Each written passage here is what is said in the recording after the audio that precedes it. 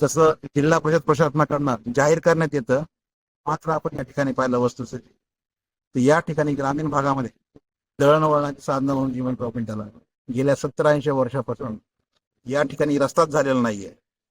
वारंवार शासन दरबारी निवेदन देऊन आंदोलन करून सुद्धा रस्ता न केल्यामुळं शेवटी मुलाबाळांचं भविष्य असेल, शेतीतली कामं असतील, बियाणं असतील, गुडघ्यावर चिखलातनं दररोजचा प्रवास हा 200 ते 250 लोकांचा आहे. या लोकांनी शेवटी स्वतः लोकवर्गणी करून या ठिकाणी रस्ता काम सुरू केलेलं आहे.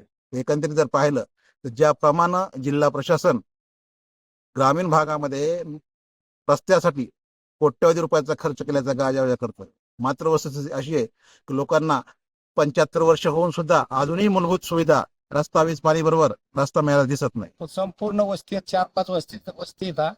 4-5 वस्तीमधून जवळजवळ 200 लोक रोजची ह्या चिखलामध्ये येणं जाणं करते. शेवटी मुलं आम्ही हॉस्टेलला टाकले त्या रस्त्याअभावी.